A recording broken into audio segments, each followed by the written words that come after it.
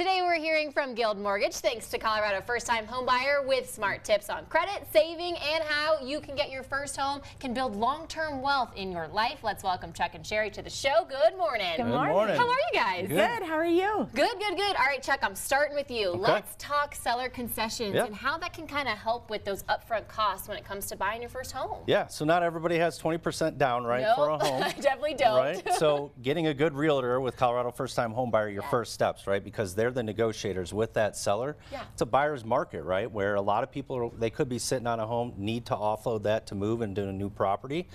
They can then negotiate with that seller to get concessions or proceeds from their sale to help reduce those costs. You know, minimum out-of-pocket can be $1,000 with down payment assistance. Wow, that's easy. Yeah. I got that too. I got that right now. Right? Who doesn't? All right, Chuck, I ask Randy this question all the time. I want to hear your answer to the debate with is rent versus buy. Yeah. So do you enjoy, paying somebody else's mortgage? I really don't. Right? I really don't. You're not building your own equity, right? So if we're thinking long-term for our financial future and if we have children, we could also turn that property into a rental. We're building equity instead of building someone else's equity, long-term value in a home. All right, Cheri, we're talking credit now. Why is it so important for people to maybe keep their credit under that 30% limit?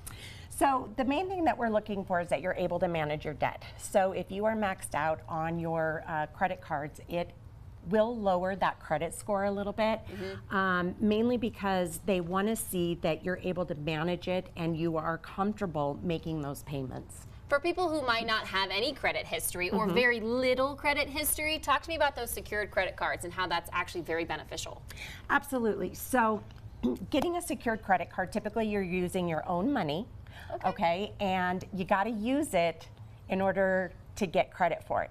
So a lot of times people go out and get those secured credit cards, but they don't use them.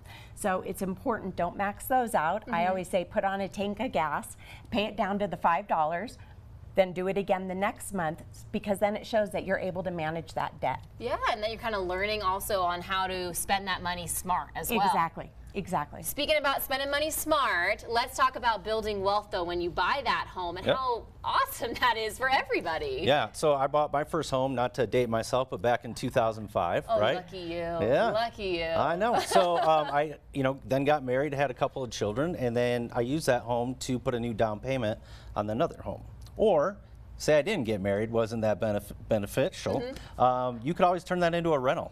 You can actually, you can use a rental property to offset some taxes, right? So long term, we're still building equity on that property along with another property that you just purchased. I also hear you guys have free credit consultations as well to help people build that wealth and get us in our first homes. Yep. So it's amazing. I think a lot of people are really nervous to come to us because either A, they don't know what their credit score is, or maybe they just haven't paid a lot of attention, didn't have the education as far as that goes.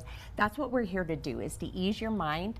A lot of times we can look at a credit report and it will let us know what the potential is to increase that score. That's cool. And it will be very specific. You need to pay this debt down to this much, or if you were to pay this off, it will jump your score up to this point.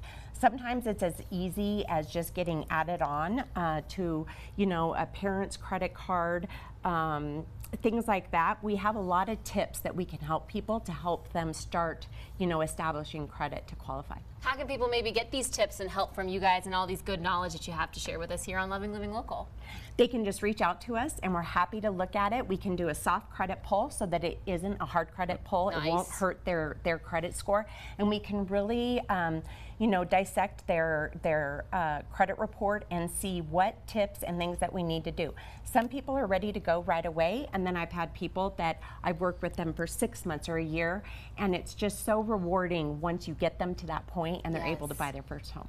Well, guys, thank you so much for being here and sharing all these cool, smart tips and tricks. I'm excited to see these first-time home buyers, start building that wealth, start getting that credit check up, and really getting to that final step here in SoCo. Thank you so much. Thanks for having us. Absolutely. All right. Let the team with Colorado First-Time Home Buyer get you into your first home. All you got to do is call the number or visit that website that you see on your screen. We'd also like to thank them for bringing us this segment this morning.